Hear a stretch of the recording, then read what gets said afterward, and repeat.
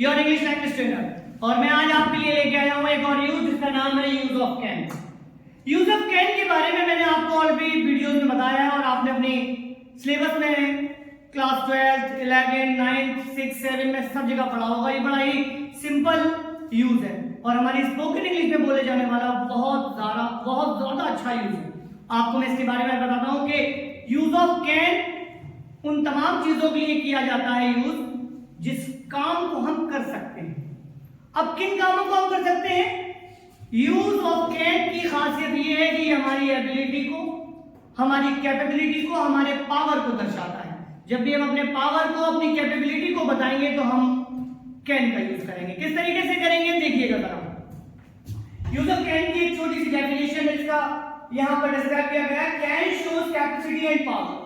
Simple है, can हमारी capacity को और हमारी पावर को दर्शाता है। उसके बाद the word can has several uses. English के बहुत सारे यूजेस हैं। For example ability, present ability.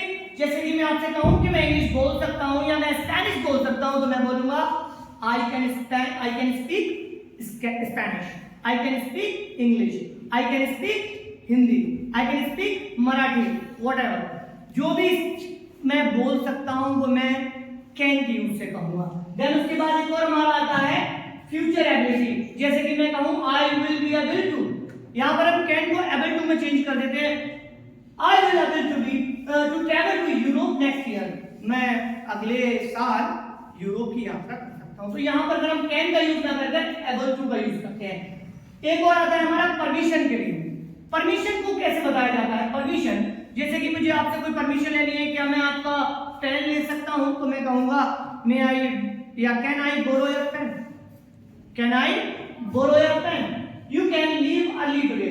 आपको मैं किसी चीज की इजाजत दे दूं कि हाँ आज तुम जल्दी जा सकते हो तो हम उसको बोलेंगे you can leave early today.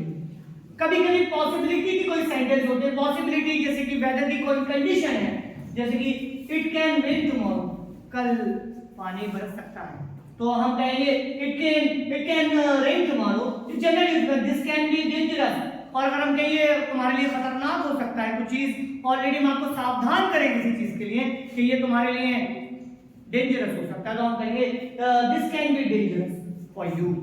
Clear है? उसके बाद हमारी रिक्वेस्ट आती है। Request, can you help me with this, क्या तुम इसमें मेरी मदद करोगे?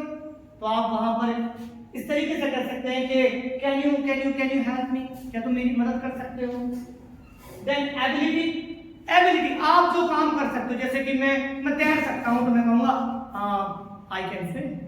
मैं क्रिकेट खेल सकता हूं तो मैं बोलूंगा आई कैन प्ले क्रिकेट। तो यहां पर हम अपनी एबिलिटी को बताने के लिए भी कैन का यूज कर सकते हैं। और कैन के केवल यही यूज नहीं है, ऐसी तमाम पावर जो हमारे पास है।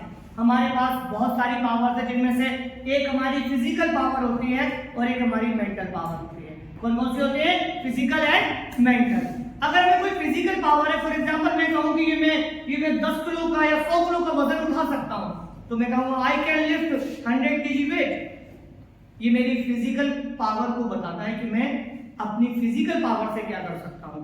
मगर अगर मैं कहूं कि मैं ये सवाल को हल कर सकता हूं तो मैं कहूंगा I can solve this question. ये मेरी मेंटल पावर को दर्शाता है, ये मेरी मेंटल पावर को दर्शाता है। इसीलिए हम आपसे कहते हैं कि आप इस तरीके के सेंटेंस खूब सारे बनाइए ताकि आपकी स्पोकन इंग्लिश में इजाफा हो। जैसे कि मैं आपको कुछ सेंटेंस पूछता हूं या बताता हूं मैं आपको कुछ सेंटेंस, जैसे कि मैं कहूं कि मैं तेज दौड़ सकता हूं तो मैं कहूंगा आई कैन रन फास्ट। मैं खाना पका सकता हूं, आई कैन कुक फूड। मैं तुम्हें पढ़ा सकता हूं, आई कैन टीच यू। मैं तुम्हें थप्पड़ मार सकता हूं, आई कैन स्लैप यू। ये मेरे सारे सेंटेंस इसी तरीके के सेंटेंस और आप अपने घर पर बनाइए ताकि आप स्पोकन इंग्लिश और इम्प्रूव हो।